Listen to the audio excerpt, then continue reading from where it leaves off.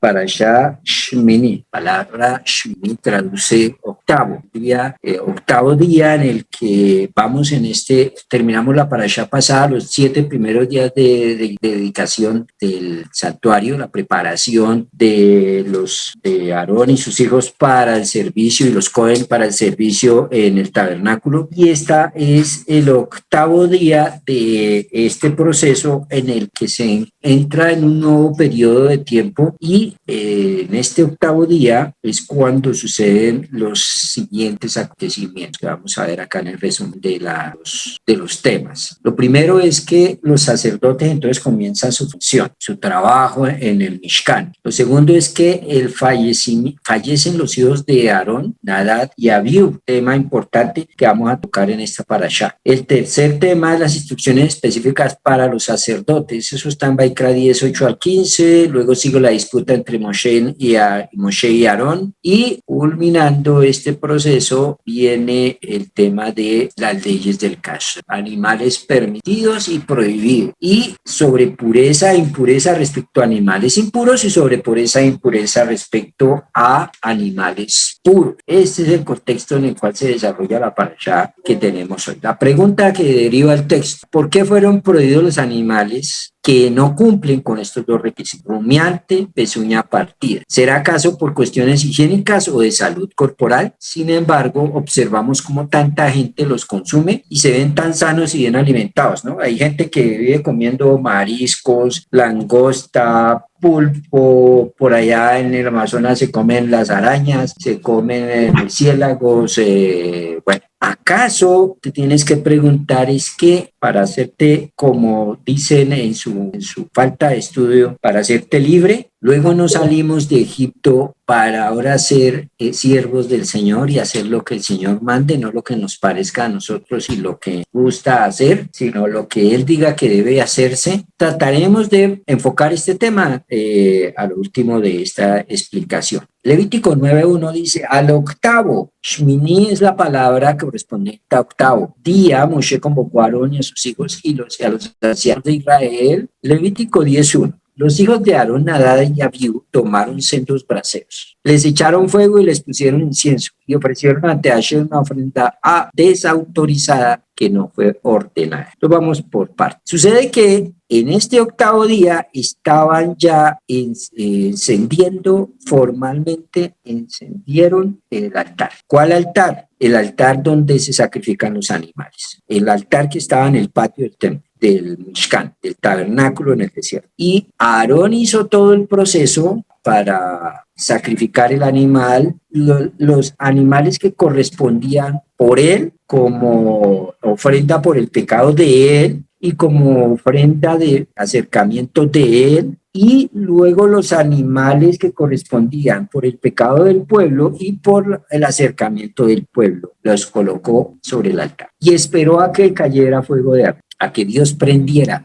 el altar. Como Dios no prendió el fuego en el altar en ese momento, él entra con Moshe al lugar santo y a esperar a que cayera fuego de arriba. Y también dicen los comentaristas a orar porque Moshe oró para que el Señor hiciera caer fuego del cielo y prendiera el altar. Aarón estaba pues como asustado porque nada que salía al fuego, entonces eso no es fácil. Todo el pueblo estaba presenciando ese momento tan... Ahora, todo el pueblo es todo el pueblo de Israel. ¿Cómo hizo todo el pueblo para estar en el patio del Mishkan, del tabernáculo, en vista de que eso no cabía toda esa gente ahí? Todo el pueblo eran 3 millones de personas. ¿Cómo hicieron para meter a toda esa gente ahí? Eso es un milagro que Dios hizo. Y en ese momento tan especial surge el fuego que viene desde el cielo y prende el altar. Y la emoción y la devoción que sale de todos es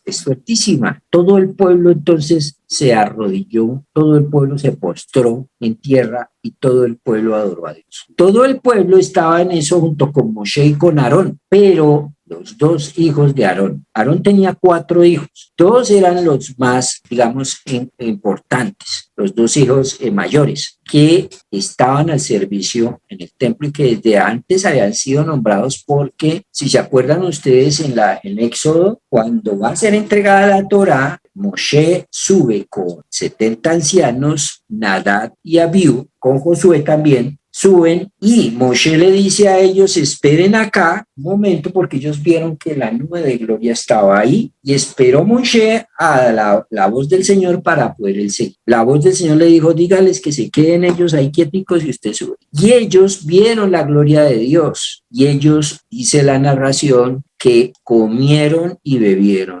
delante del Señor. Y luego la narración dice, y el Señor no los mató. Y entonces uno se pregunta, ¿y por qué los tendría que haber matado? Por la siguiente razón, porque la actitud, nos enseñan los rabinos, es de que ellos al estar en la presencia de Dios no tuvieron como se pasaron de confianza, no tuvieron la reverencia necesaria y no es que necesariamente comieron y bebieron, está haciendo un paralelo con tener una actitud un poco materialista delante de las cosas sagradas. Dios dice, no voy a dañar la fiesta porque estamos entregando la Torá. Esos algún día van a tener que dar cuenta de eso, a menos que se arrepienten, cambien de actitud. Todos ellos al final mueren en el desierto. Ahora, no es que fueran hombres malos, pues eran hombres de un nivel espiritual altísimo y por eso es que estaban ahí. Eran hombres de un nivel espiritual alto, por eso estaban ahí. No eran cualquier pecador, eran personas de un nivel de refinación y de espiritualidad alto. Entre ellos, Nadab y Abiú, que ya habían pasado entonces esa experiencia y ahora en el momento del 8º día, cuando comienza Moshe ya no dirige más ahí, Moshe simplemente le entrega el mando a Aarón en el tabernáculo y Aarón hace que se haga su primera proceso de ofrenda él y el servicio completo de él y de sus hijos en el templo. Entonces es un momento de mucho éxtasis en el que los hijos, en lugar de hacer lo que estaba haciendo Moshe, Aarón y el pueblo, entran al lugar santo y ofrecen fuego con sus recipientes que echaron ahí, el saumerio, y fueron y presentaron fuego en el lugar, en el altar del incienso, ahí delante de Dios. Todos los hijos de Aarón, Nadab y Abiú, tomaron sendos braseros. Ojo, no fue que después de que ellos, el Señor los mató por ofrecer ante Hashem una ofrenda desautorizada, entonces se fueron para el infierno. No fue eso. La ofrenda no había sido autorizada. Levíticos 10:2, entonces emergió un fuego de Hashem que los consumió a ellos y murieron ante Hashem. Dice el Midrash que cayó fuego que entró por sus bocas y los consumió. Es decir, que se quemaron por dentro, no quedaron desfigurados.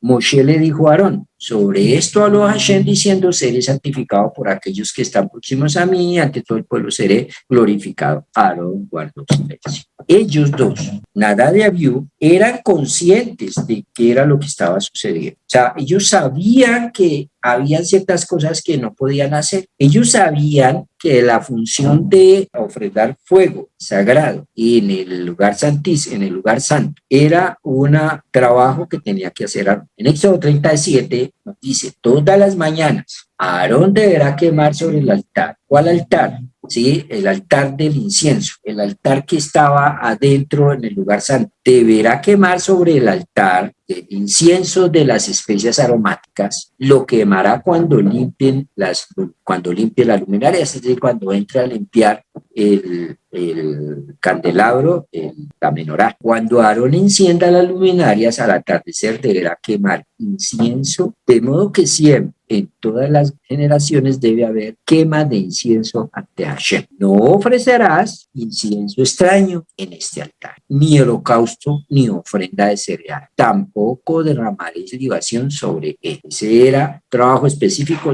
que estaba destinado para Aarón y que debería ser por la mañana y por la tarde. Ahora, entonces la pregunta es, ¿cómo es que estos hombres que tenían ese nivel, Man y ese, cometen esta metida de pata? ¿Cómo es que sucede eso? Moshe había pensado, debido al versículo que acabamos de leer, donde Baikara 10:3, donde dice, de esto habló Dios diciendo, yo seré santificado por quienes están más cerca de mí, yo seré santificado por aquellos que están próximos a mí y ante todo el pueblo seré glorificado. Moshe, debido a este versículo, pensaba, si Dios iba a santificar por aquellos que están próximos a él. ¿Quiénes eran los que estaban próximos a él? Moshe y Aarón.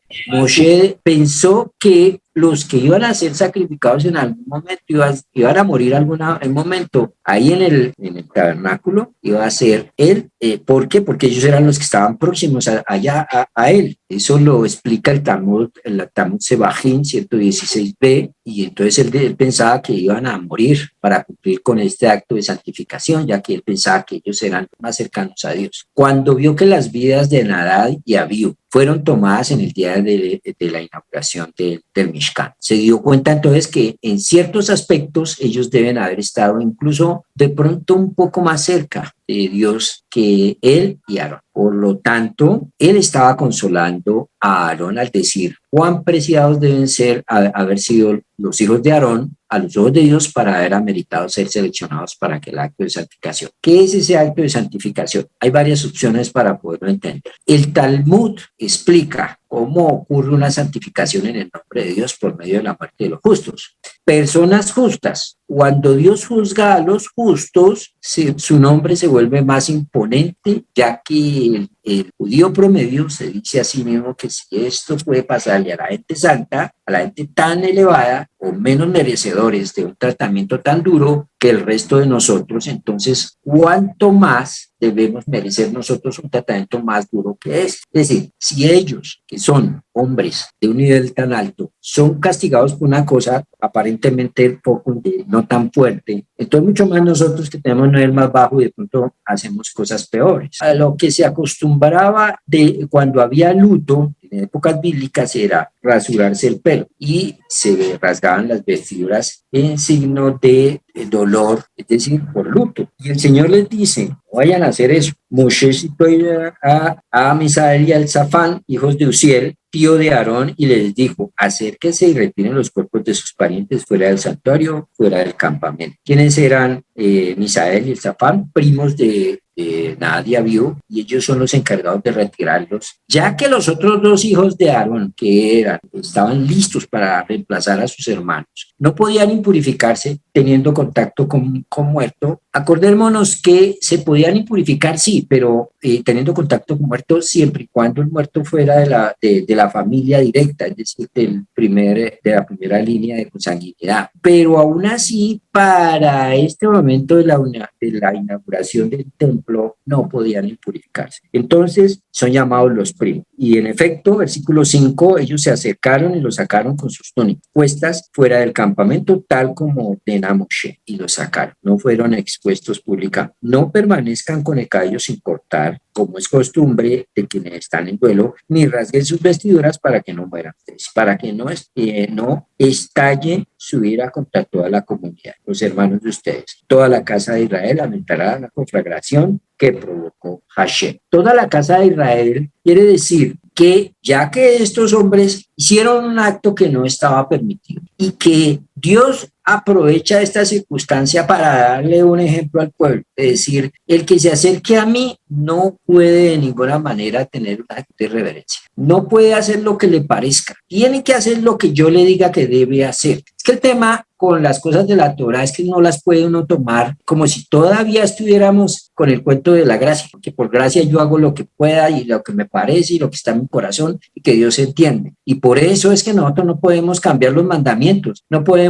hacer entonces una sucá en la sala, no como a nosotros nos parece, porque como Dios conoce mi corazón. Ese fue el problema de Nadab y Abiú, de un nivel más alto y con mejores intenciones que las tuyas y las mías. Dios lo que ordena, así es. Tú no puedes cambiar lo que Dios manda. Tú no puedes, como hemos estudiado con el tema de Tevilá, por buenas intenciones que tú tengas, llamarle mikvé a algo que no es. Tú no puedes decir que yo hice tevilá en la tina de tu casa. Tú no puedes decir que tú hiciste pesaj comiendo comida no aprobada. Tú no puedes decir, y fíjense que esto está relacionado porque en esta parashá que sucede esto, sucede la orden de la comida, qué se puede comer y qué no se puede comer. Tú no puedes argumentar que porque Dios conoce tu corazón, tú entonces vives como a ti te parece. Tú ofrendas entonces un fuego como a ti te parece delante de Dios, eso se llama fuego extraño. Si no es como Dios lo diga. Y entonces Dios aprovecha esta circunstancia, ya se la había pasado la primera vez en Éxodo 19:20, y luego no se le iba a pasar en esta oportunidad. ¿Por qué la vez pasada no los eliminó? Porque nadie se iba a dar cuenta por qué fue el tema. Pero esta vez todo el mundo estaba presente y todo el mundo se dio cuenta cómo fue. Y todo el mundo tuvo que aprender de esto y decir, yo no puedo hacer delante de Dios lo que a mí me parece, sino debo hacer lo que Dios me manda a hacer. Y por eso es que la delicadeza del pueblo judío con la Torá, ellos la estudian, el que es observante, por supuesto. Ellos estudian y miran para no hacer incorrecto. ¿Para qué estudio yo Torá? ¿Para qué se le estudia la Torá? Para aprender a hacer, no para a deshacer o para hacer como a mí me parece. Bien, entonces, a raíz de esto, todo el pueblo tuvo temor de servir a Dios de una manera desobligante. Hay oraciones que están organizadas por los sabios del pueblo de Israel, de las que se dice, debes orar primero así, luego así, luego así, luego así. Eso está en un sidur, eso se llama las oraciones de la mañana, las oraciones del mediodía, las oraciones de la tarde, pero los rezos como los que hicimos esta mañana son rezos que tienen un propósito y una razón de ser, y elevan delante de Dios plegarias con un orden lógico y con un orden establecido de acuerdo a los principios de la Torá. Porque si no conozco Torá y empiezo a hablar con Dios y hablar, y puede que incluso esté hablando necedades y no sepa, y obviamente como el nivel nuestro no era el nivel de nadie había, no va a caer fuego del cielo, pero ellos que tenían un nivel tan alto y un nivel de responsabilidad también tan alto, cayeron. Cuando un ministro se equivoca o se equivoca alguno de los subalternos, ¿quién paga? Paga el ministro. Tiene un nivel de responsabilidad mayor, ¿sí? Siempre debe haber una responsabilidad por los actos de aquellos que tienen autoridad y mucho más, y por los actos de las personas que miren como ejemplo eso que está sucediendo con ellos. El pueblo automáticamente tiene que entender el principio y tiene que entrar el pueblo en luto por estos dos justos que murieron por esa equivocación que tuvieron. Los justos se equivocan también. Para eso es el pueblo, y el pueblo debe ser consciente y el pueblo debe entrar en luto. Por eso es que versículo 6, al final del versículo de 6, dice, para que no estalle no entren no vayan a hacer luto, para que la ira no entre, del Señor no entre y acabe con el resto del pueblo. ¿Por qué? No vayan a hacer luto ustedes solamente. Los que tienen que hacer luto son ellos, y es por ellos también que fueron eliminados. Había para ejemplo de ellos. Entonces el pueblo entró en luto. A eso se refiere este pasaje. Y no abandonen, versículo 7, el patio de la tienda de encuentro para que no mueran, porque el aceite de la unción de Hashem está sobre ustedes. Ellos hicieron tal como Moshe les dijo. Siguiendo entonces con el orden de lo que estamos viendo acá. Si la comunidad realmente apreciaba esto, aprendería la lección y consecuentemente experimentaban un despertar espiritual en ellos. Entonces sus muertes no habrían sido en vano. Cuando Dios retira o expulsa a los justos, Él no les está mandando un mensaje al no creyente, Él le está mandando mensaje al creyente, al que es hijo. Cuando el tabernáculo estaba a punto de ser inaugurado, había un gran peligro de que la complacencia espiritual fuese un producto colateral involuntario de esta nueva familiaridad, ¿sí? La tendencia sería pensar, nosotros los hijos de Dios, israelíes, estamos perfectos, estamos muy bien. Entonces, a veces la confianza de pensar que uno está bien delante de Dios, a veces nos hace tomar decisiones propias y no teniendo en cuenta lo que Dios dice. A veces damos explicaciones propias y no explicaciones de los sabios del pueblo de Israel. A veces veces, entonces, muchas veces, incluso cuando la gente está en un nivel de autoridad enseñando, su ego no lo deja y si no sabe un tema, se inventa una respuesta para quedar bien. Eso es acercarse, fuego que no está permitido delante de Dios. Entonces, hay un problema con ellos, y es que, ¿por qué ellos fueron castigados? Ahora sí vamos a entrar en el punto, ¿por qué fueron castigados? Primero, porque es obvio que tomaron esa decisión en su éxtasis espiritual, en su elevación, tomar una decisión de hacer eso basado en emociones y no en los principios. La emoción los llevó en ese momento, una emoción para servir a Dios que en el fondo de su corazón era por amor a Dios. Pues que por amor a Dios yo no puedo hacer lo que a mí me parece. Y desconocieron la autoridad que estaba en Moshe y en Aarón. Entonces, al desconocer esa, ellos debieron haber consultado con Moshe, lo cual muestra que en el fondo, por buenas intenciones, había algo de ego de parte de ellos dos. Había algo del yo de ellos ahí y por eso Dios no acepta eso. Ahora hay otro tema y es que ellos, dice la palabra, ellos fueron al lugar santo después de haber bebido vino. Miren, nadie, en ninguna parte dice que estaban borrachos. Simplemente dice que habían bebido vino. Y el día inaugural del tabernáculo era una festividad. En una festividad, y sobre todo una festividad judía, siempre hay comida y hay vino. Y cuando hay un vino, dos vinos, entra alegría. Y es posible que confundan la emocionalidad del momento y no tomen decisiones correctas sobre todo en esas cosas. Pues cuando se está tomando un vino, dos vinos, tres vinos, tú no puedes ponerte a hablar, a enseñar Torah, tú no puedes ponerte en el plan de decidir cosas importantes. Debes más bien gozarte el rato, pero no debes hacer eso.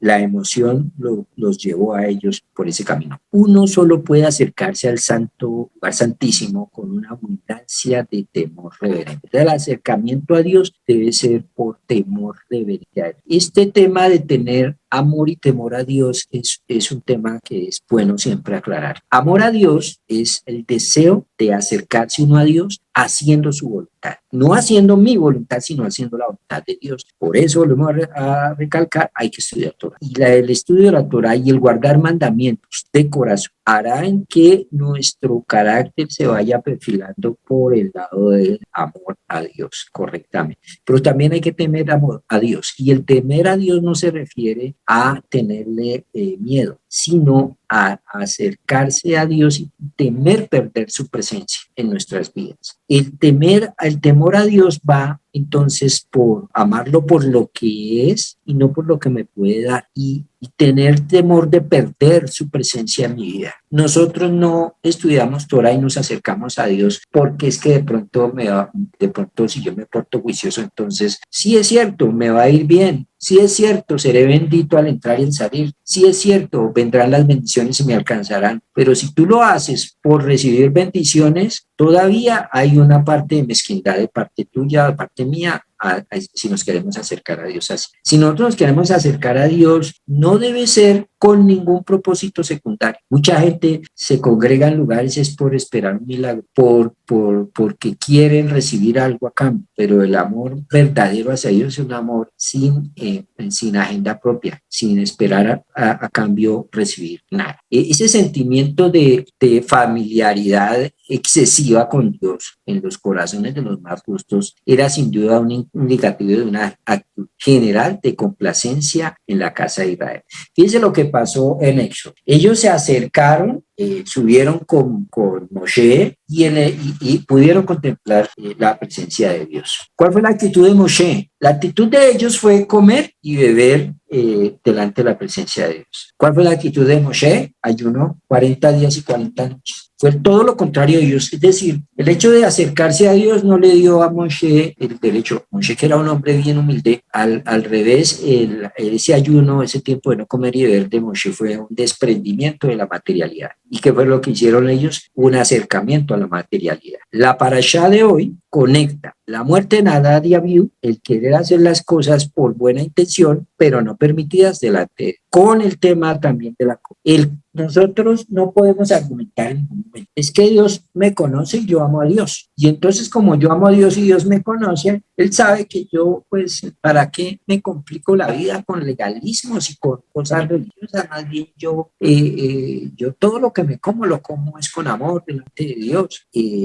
No podemos caer en esa trampa. No podemos caer en ese tipo de apreciación, que es una falta de respeto delante de Dios, porque así se desobedece la voluntad de Dios en este caso. La pregunta que nos hacíamos en el comienzo era, acuérdense bien, ¿por qué fueron prohibidos los animales que no cumplen con estos dos requisitos? Ser rumiante y tener pezuña partida. Si vemos que si el tema es de pura salud, ¿por qué dice que estos son mandamientos perpetuos? Y entonces, ¿por qué vemos gente también alimentada y familias que eso se aman y eso, más dicho, no roban, no matan, ¿no? Y viven comiendo marisco, cerdo, bagre, todo eso? El hombre inicialmente, el plan es que el hombre sea vegetariano. El hombre, cuando estaba en el estado de Adán, no comía animales. Como hubo un proceso de degradación en todas estas generaciones, entonces, producto de ese alejamiento, y volvemos al tema de que la Shejinah se había retirado. Acuérdense que la Shejinah empieza nuevamente a ser bajada. Abraham, Isaac, Jacob, Leví, etcétera, la bajan hasta llegar a Moshe y la bajan a tal punto que cuando está Moshe, la Shejinah está en el tabernáculo y está a disposición del hombre que quería tener esa conexión con la presencia de Dios. El Midrash Baikra Rabá 1 lo compara a un médico que visita a dos enfermos. Uno de ellos es terminal y su muerte se aproxima.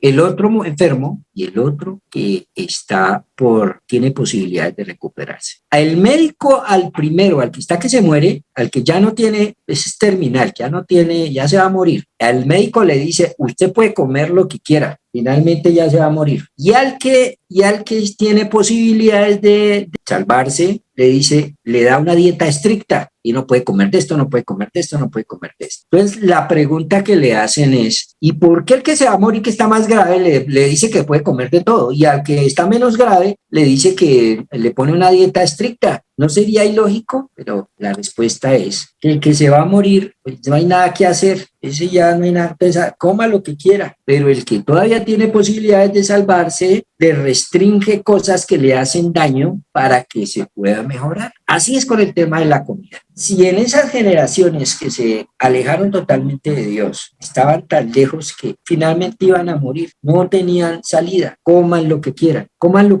pero para los que tienen posibilidades de salvarse, Dios les dice, a ustedes que tienen posibilidades de salvarse, no van a comer lo que quieran, comerán esto y esto y esto. ¿Quiénes son los que tienen esa posibilidad de salvarse? El Hijo de Dios. Y de ahí entonces aprendemos que hijos de Dios que quieran realmente acercarse a Dios y tener una vida realmente de acuerdo a la voluntad de Dios, en el nivel que ellos van acercándose más a Dios, va siendo más exigente al punto de que no me come esto, no me celebra esto, etcétera, etcétera. Cuando la gente que asiste a iglesias, que asiste a grupos, etcétera, que dicen que por la sangre de Jesús ellos pueden comer lo que quieran y pueden hacer lo que quieran, son libres, se están comportando como aquel que está destinado a la muerte, aquel que está destinado para vida. En la medida que tú te vas acercando más a Dios, tienes que ser muy cuidadoso con tu comportamiento en todos los aspectos, incluido el aspecto de la comida. Uno es lo que come, en otras palabras,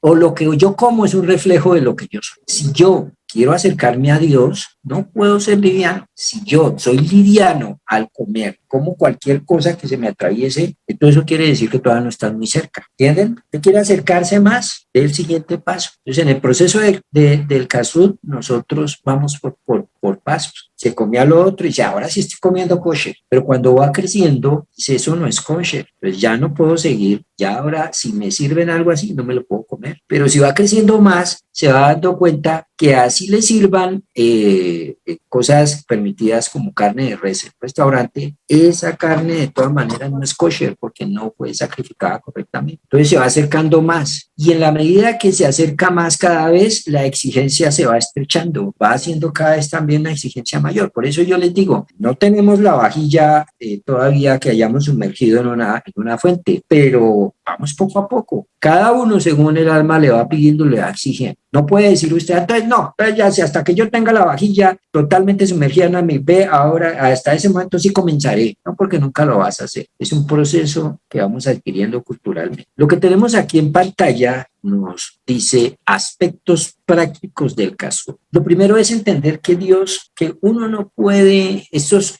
mandamientos sobre lo que se debe y lo que no se debe comer, son mandamientos que están en un grupo de mandamientos de la Torá, de la palabra de Dios, que se llaman Huk o Hukim. Los Hukim son mandamientos que no tienen una aparente lógica, que para poder entender su lógica tienes que meterte en un nivel mucho más profundo de estudio, tienes que tener un nivel más alto para poder llegar a entender esas razones. Las razones más profundas todavía no las vas a entender. Algunas de ellas muy profundas las llegarás a entender estudiando y profundizando en la Torá. Algunas otras, hasta que te descontamines de estar comiendo lo que no es, nunca las vas a entender, porque la esencia de lo que te comes, si no es correcta, si estás comiendo algo que está inmundo desde la perspectiva de la Torá, esa inmundicia va a pasar a tu sangre cuando te la comas, y eso va a alterar, va a impurificar tu alma. En esta parashá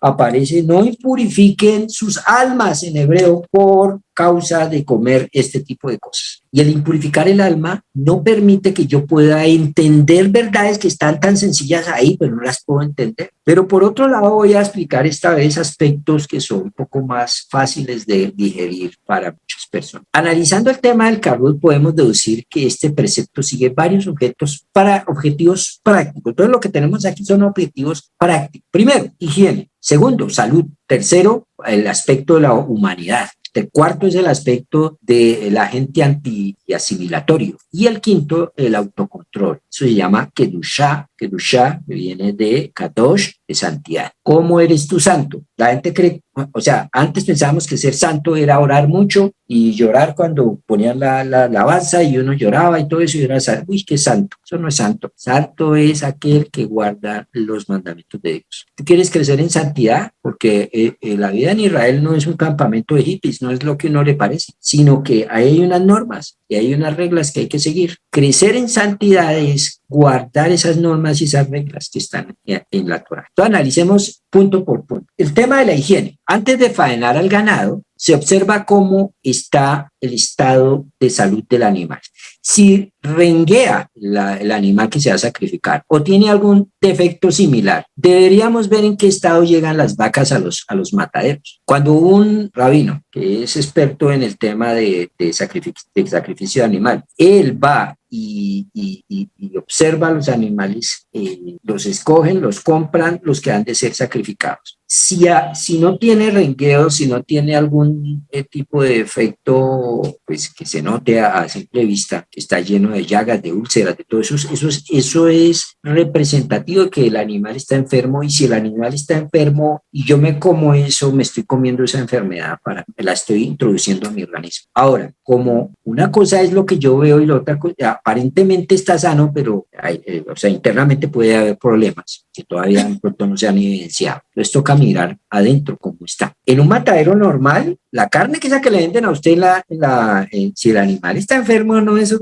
no importa. Si está lleno el animal, tiene algún llagas, tiene lo que tenga, eso no importa. Esa carne se la venden porque eso es plata para ellos. No hay ninguna base moral para vender la carne que venden. Incluso en las carnicerías que no tienen cierto nivel de control, la carne sabe incluso a químico, y es porque le han aplicado vacunas, le han aplicado remedios al animal para que no se muera mientras lo sacrifican. Lo tenemos vivo ahí, el animal está agonizando, pero lo tenemos vivo porque no es que eso es plata. Muerto no me sirve, entonces toca venderlo vivo, y para venderlo vivo sea como sea, el animal llega drogado al matadero y eso no es humano, eso no es moral, eso no está bien. Vean los principios del tema de Kazuk que estamos viendo. Entonces, si el animal está sano, obviamente se sobreentiende que el rabino no va a observar un animal, a un cerdo, va a observar es a un animal correcto para comer. Y si está bien, entonces viene el tema de la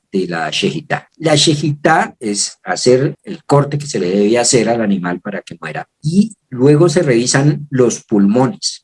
En los pulmones se sabe si el animal tuvo alguna enfermedad grave. En caso de haber padecido alguna enfermedad infecciosa, en los pulmones quedan los rasgos. Es por eso que se los revisa. Eso no es nomás cortarlo y ya, quitarle el cuero y las partes y ya. No, aún así toca mirar si los pulmones y ellos estudian, eso es una carrera profesional y ver si eso hay evidencias de alguna enfermedad en sus pulmones. Le miran el hígado también, miran otras partes del cuerpo del animal, pero básicamente esto. Entonces, en caso de que haya padecido alguna enfermedad infecciosa en los pulmones, quedan los rasgos y es por eso que se los revisa. Si efectivamente en los pulmones se hayan rasgos de alguna enfermedad, entonces ese animal no sirve. Por eso la carne kosher es más costosa que el resto. Uno dice, ay, es que es cara, es que es muy cara, y que usted está comiendo salud, usted no está comiendo enfermedad. Luego, mediante la melija, es otro término, se extrae toda la sangre. La sangre es fuente de colesterol. El colesterol no proviene de lo vegetal, sino que mayoritariamente lo adquirimos de la carne animal. Existen además una meticulosa revisión de los utensilios que se utilizan, se hacen inspecciones, etcétera, sobre el tema. Entonces, a ver, por el tema de higiene, este aspecto, el animal debe ser sacrificado con absoluta higiene y limpieza. No hay la mínima posibilidad de que ninguna de las partes de la carne caigan al piso. En las carnicerías de por ahí pueden estarle metiendo usted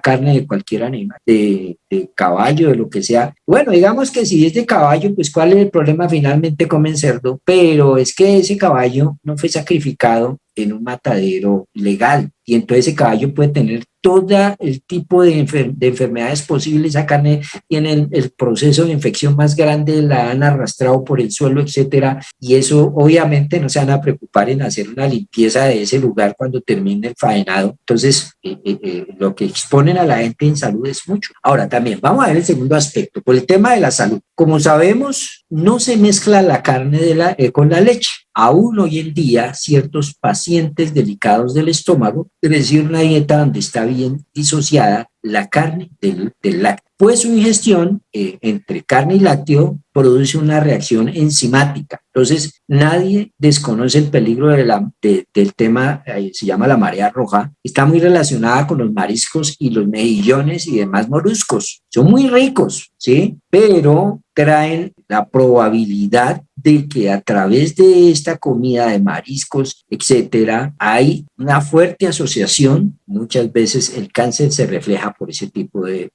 cosas. Nada es gratis. Ahora, ¿cómo es el manejo del tema por ejemplo, de los cerdos? El cerdo, normalmente en esas partes, al cerdo lo alimentan es con basura prácticamente, ¿sí? Y la cantidad de basura que consume este animal.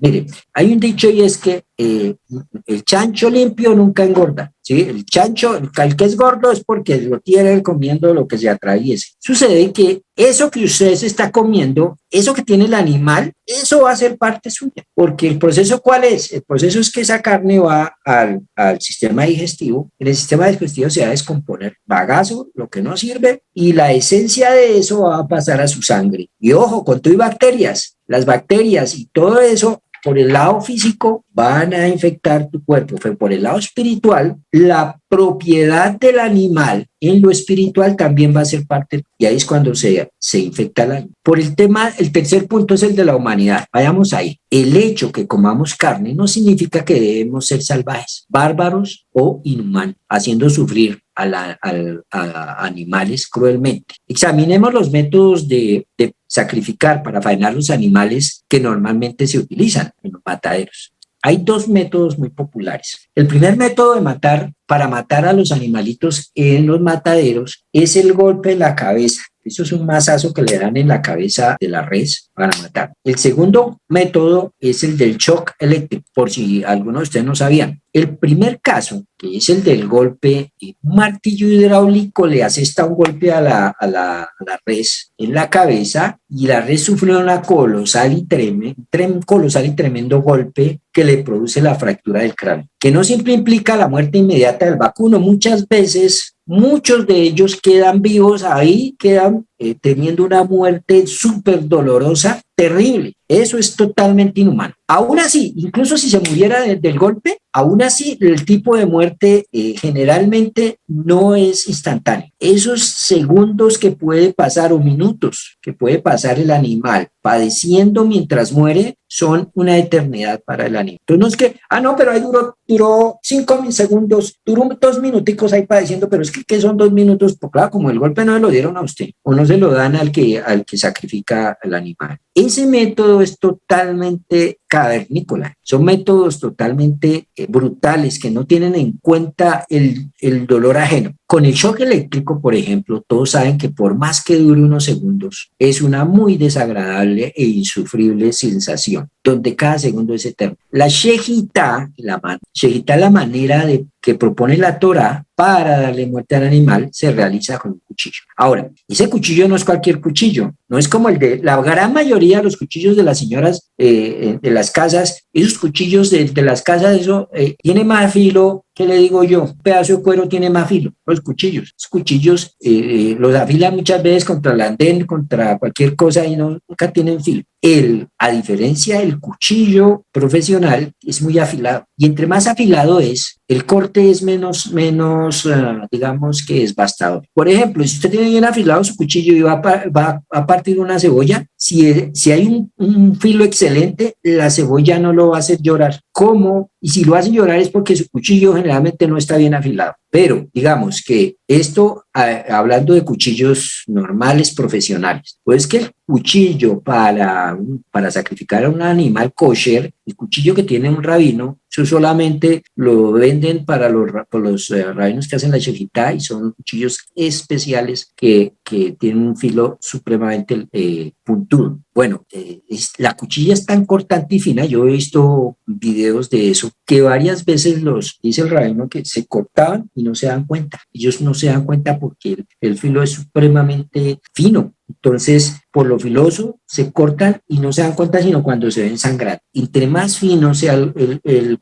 cuchillo, la cuchilla, menos el dolor al cortar. El animal kosher, la vena que tiene la aorta, la vena que tiene, que es la que conduce la sangre al cerebro, no la tiene detrás del músculo, no lo tiene dentro de la carne. Esa vena, el animal kosher la tiene debajo de la piel. Entonces el corte que se hace al animal es un corte muy rápido y es un corte indoloro y es un corte que no va a tajar carne. El animal va a morir de una manera rápida e indolora. Si el cuchillo, por ejemplo, tuviera algún medio que se note que no está suficientemente, no tiene algún pedacito que no esté con el filo adecuado o que se vea que tiene alguna rebaba o algo por el estilo, ya no sirve para hacer la shejitá. Con ese cuchillo le cortan la tráquea. La arteria carótida, de esta manera, el animal, sin darse cuenta, sin ponerse tenso ni sentir la más mínima sensación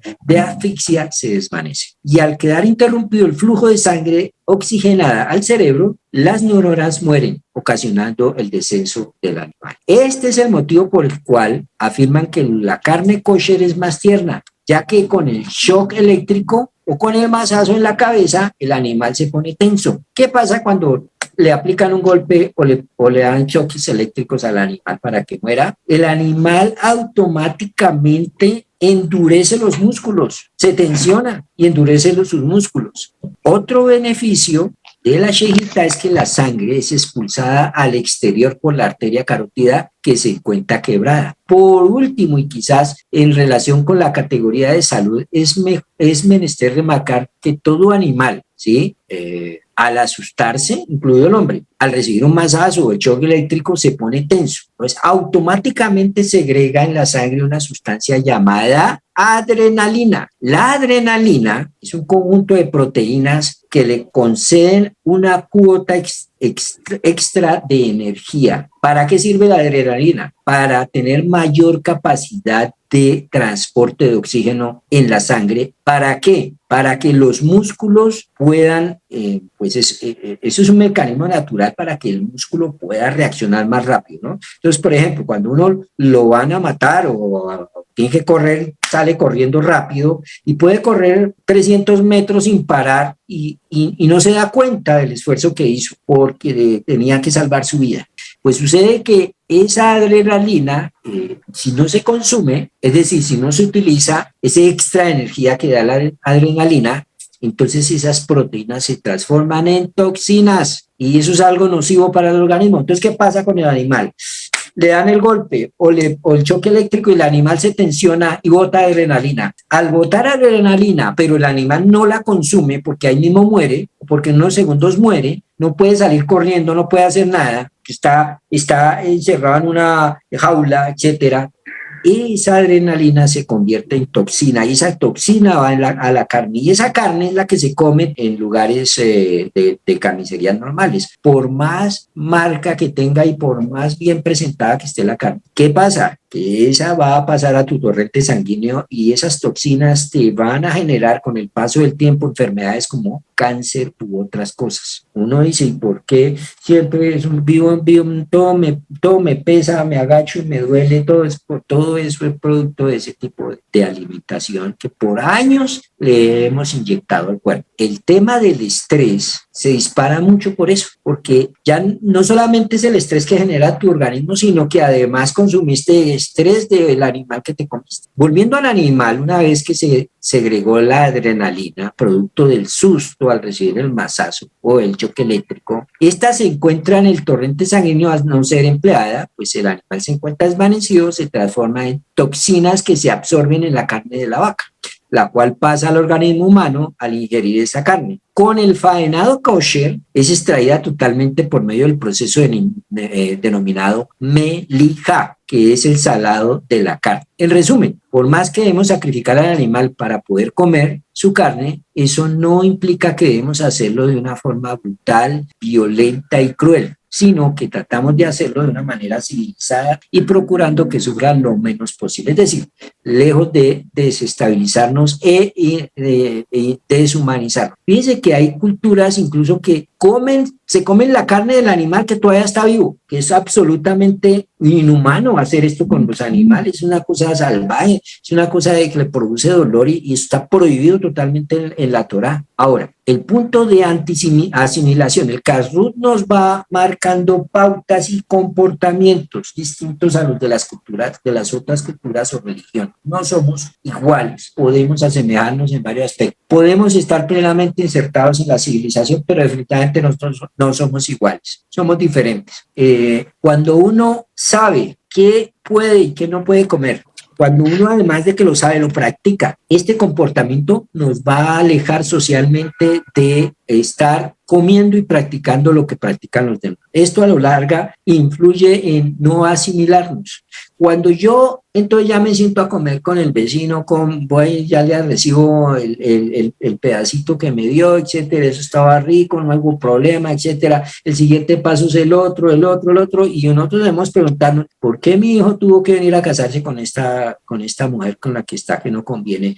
¿Por qué se casa con una mujer que no tiene Torah? ¿Por qué si yo le fui dando estos principios? ¿Por qué? Porque en eso no nos cuidamos en las cosas más básicas.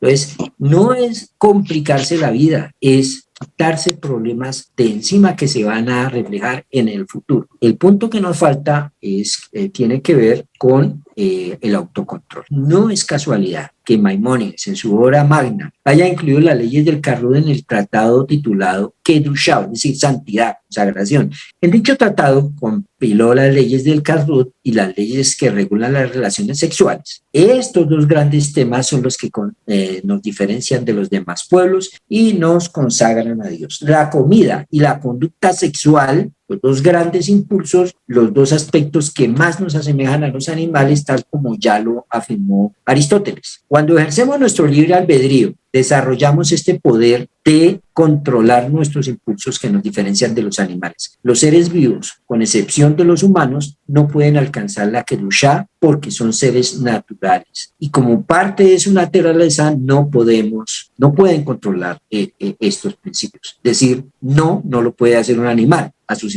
instintos primarios. La Kedushá se alcanza cuando practicamos un comportamiento que nos posiciona en un nivel por encima de la naturaleza más cerca de Dios. Entonces, el Kashrut, en resumen, nos enseña a diferenciarnos, a distinguirnos, a no comer como los demás, a controlarnos, a no todo lo que apetezcamos es bueno, ¿sí?